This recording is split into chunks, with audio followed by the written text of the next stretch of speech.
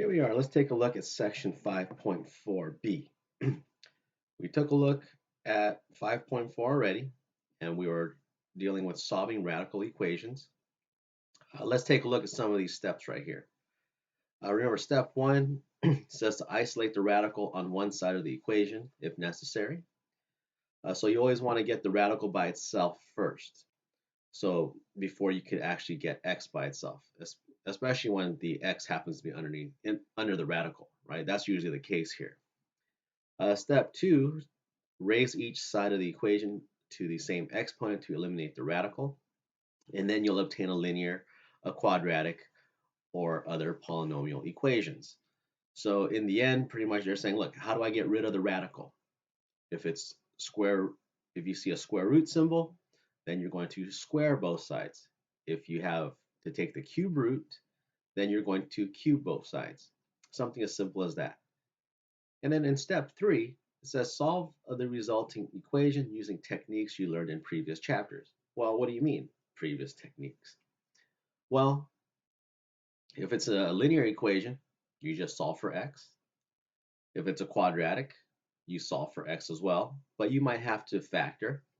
You may complete the square, which I probably would not recommend, or you could always use the quadratic formula, which if all else fails, I'd probably use that over the completing the square.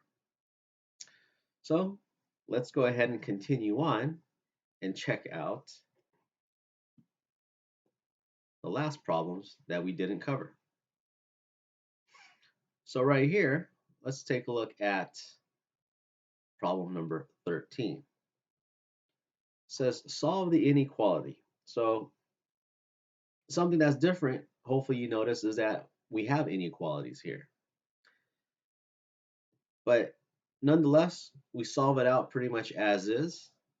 So let's see, let's work this thing out right here.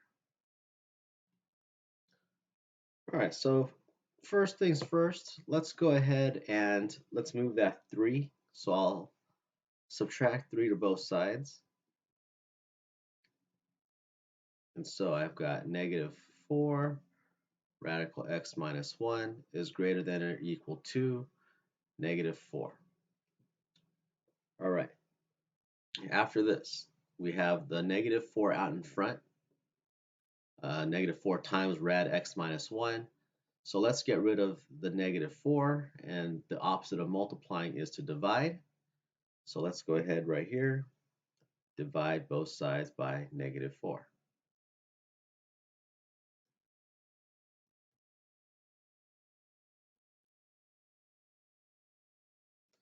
Which will result in x minus 1. And then, hopefully, you remember that if I multiply or divide when I'm solving an equation with an inequality, you've got to flip that inequality around. So very important right here that now this turns into less than or equal to, and then we have ourselves 1. Okay, important. I don't know what you need to do or what you need to do to remember it, but when you multiply or divide, when you're solving an inequality, you must flip the inequality if you multiply or divide, by a negative number, which we did right there. Adding and subtracting doesn't matter, but it's the multiplying and dividing part. So be very careful. I will circle this right here in case you didn't get it yet. Okay, so now we have that. Let's continue on. Because this is the square root, well, the opposite of square rooting right here is to square. So we've got that, and now I have x minus 1 is less than or equal to 1. We're almost done, and then lastly we'll add 1 to both sides, and x is less than or equal to 2. So we have solved the inequality, but we actually haven't solved the entire problem yet. So here's the thing.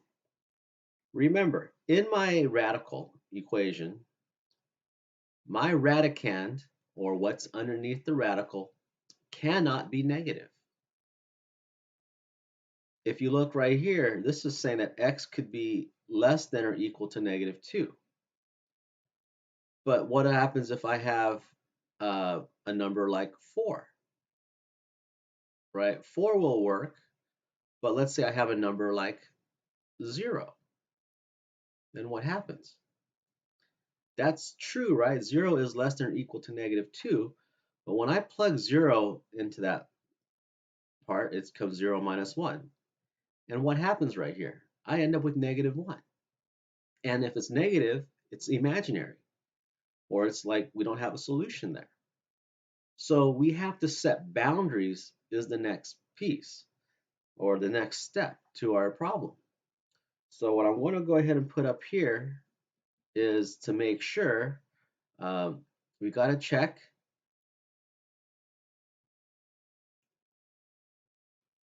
to see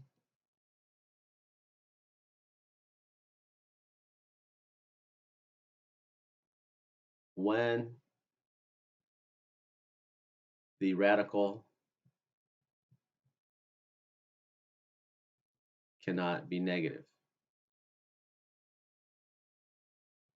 And this is a very simple step. What you will do is you'll take the radicand, that x minus 1, and set it greater than or equal to 0. Okay? Take that and set it greater than or equal to 0. Because remember, it could equal 0. It's fine. I just can't have it be negative. So we do this. I'll add 1 to both sides, and x needs to be greater than or equal to 1. So now we have our lower boundary. Okay? So we put everything together right here, and we'll start with x is less than or equal to 2, but it needs to be greater than or equal to 1. So pretty much what they're saying, anywhere from 1 to 2 is your answer. 1.1, 1.9, but if it's less than 1, like 0, -1, no good. So you gotta check to see what values of x will make the radicand negative, because we can't have that. Now, this only applies right here to even radicals, because remember, if we go to number 14, as we segue over there, I have an odd radical. And I could have odd numbers in the radicand with an odd radical. Why? Because remember, something like this, -1 times -1 times -1, that equals -1 and is a true statement, right? If I were to have, once again, cube root of x, that equals x. It's true even if I were to plug in -1. I'll use the same example again. Right here, this doesn't work out, because if I plug in -1 right here, that does not work, right? If I were to take the square root of -x, it does not equal -1. So we only really need to do that when we have ourselves an even radical. So let's go to number 14. Let's see what we need to do here. So we have the cube root. Opposite of that, we'll cube both sides. And so I have 2/3 x plus 1 is less than 6 to the third power, which ends up being 216. We'll go ahead and continue solving this problem. I'll subtract 1 to both sides. And then we have ourselves 2/3 is less than 215. After this, let's go ahead and multiply both sides by the reciprocal, right, to get rid of the 2/3, and x is now less than, and then we can go ahead and put 322.5. All right. So right here, things look good. I don't need to do the step that I had at number 13 because I could have values in here that are negative and it will still equate to a true answer. So let's go to number 15.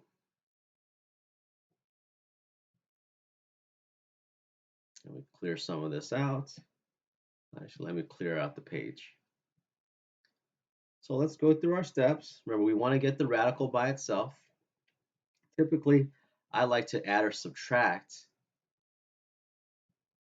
both sides of the equation when I can first. So I want to add 39 to both sides. And so negative 25 plus 39, that gets us 14. Next up, we have 2 times the radical. So we're going to go ahead and do the opposite of multiplying by dividing both sides by 2. So now we have the rad 3/4 x is less than or equal to 7. I don't need to change or flip the inequality because I didn't multiply or divide by negative here. All right, next step, let's go ahead. We will get rid of the radical. So the opposite of square rooting is to square. So we'll square both sides, and I've got 3/4 x is less than or equal to 49. And then finally, we'll go ahead and multiply both sides by 4/3 because that is the reciprocal, and that'll make 3/4 times 4/3 equal to 1, and x is less than or equal to, looks like it turns into 65 and 1/3 if we keep that as a mixed number. So we've got that part down, but remember, this happens to be an even radical, right? Square root. So what I need to do is figure out, well, what values of x can I not have in here that will make it negative? So simply put, let's go ahead right here. I will take the 3/4 x, and we remember everything needs in here needs to be greater than or equal to 0. So let's get x by itself. We'll multiply both sides by 4/3 right here. And x needs to be greater than or equal to, and 0 times 4/3 equals 0. So x needs to be greater than or equal to 0 right here for us to still make this inequality true. So the last thing is, let's put it all together, and I'll put x in the middle.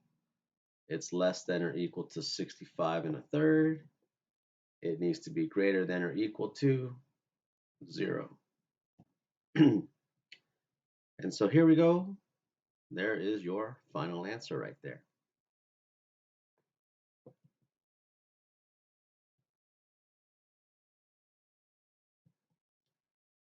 Let's take a look at the last question here, number 16.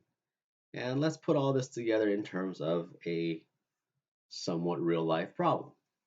So it says, in basketball, the term hang time is the amount of time that the player is suspended in the air when making a basket. So think about Michael Jordan going up for a dunk. Uh, One of his famous dunks is where he takes off from the free throw line. And so he's probably up there for a little bit of time, right? To jump from the free throw line and to be able to dunk that ball. I mean, I want to see you do it if you think that's easy, right? It's a freak of nature. So, moving on. To win a slam dunk contest, the players must maximize their hang time. And then they have this equation right here. T is equal to 0.5 times rad h, where T is time in seconds, h is the height in feet of the jump. The second place finisher of a slam dunk contest had a hang time of 1 second, and the winner had a hang time of 1.2 seconds. So how many feet higher did the winner jump than the second place finisher? So part of the thing is, if you think about someone jumping and they're trying to dunk the ball, right?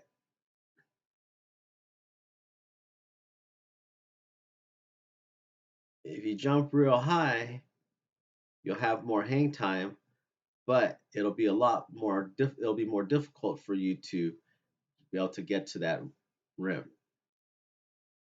So you don't want to jump too high, right? There's like a balance of what you have to do. Because most of the time, if you jump too high, you'll probably come up short of the rim. So what we're trying to figure out, where is that perfect, no, where is that equilibrium, or where is that perfect number where height and time allows this person to be able to dunk the ball. So what do we do? Second place finisher dunks, hang time 1 second. Well, 1 second is time. I've got my equation right here. Guess what? T is time. So we'll go ahead and plug that in. We got 1 is equal to 0.5 rad h. And let's solve this out, right? How do I get rid of the 0.5 times h, or rad h? Opposite of multiplying is to divide. So let's divide things out. Got square root of h is equal to 1 divided by 0.5 is 2. After this, we'll square both sides to get rid of that radical, and h is equal to 4. So this person gets up at about 4 feet in height to be able to have that hang time of 1 second. So most likely that the winner, the height will be, what do you think, higher or lower, in order to be able to get to that, be in the air for that 0.2 seconds more? Well, we'll figure that out right now, because it says the winner was up for 1.2 seconds. So we'll put that in for time, 0.5 times rad h. Same thing, we'll divide both sides by 0.5 to start off with, because that's the opposite of multiplying, is to divide. There's that. The square root of h is equal to, well, we got 1.2 divided by 0.5, and we now have 2.4. Afterwards, we square both sides, and your height is now equal to 5.76. Pretty impressive, right? So you have to be up in the air a little bit long, or a little higher, to be able to get or stay in the air for 0.2 seconds more. So we figured out the heights. Now it says how many feet higher did the winner jump than the second place finisher. Well, that's hopefully pretty easy. 5.76 minus 4. 1.76 feet. And there you go. All right. So this person was up another 1.76 feet higher to be able to dunk or be in the air for another 0.2 seconds. I mean, just jumping 1.76 feet, I mean, that's up in the air. That's pretty good, I think, for most average people. Um, Definitely, these people are jumping a whole lot higher, because to get 5.76 feet up in the air, that's skills, or that's a natural talent. Anyways, there you go. 5.4, solving radical equations and inequalities.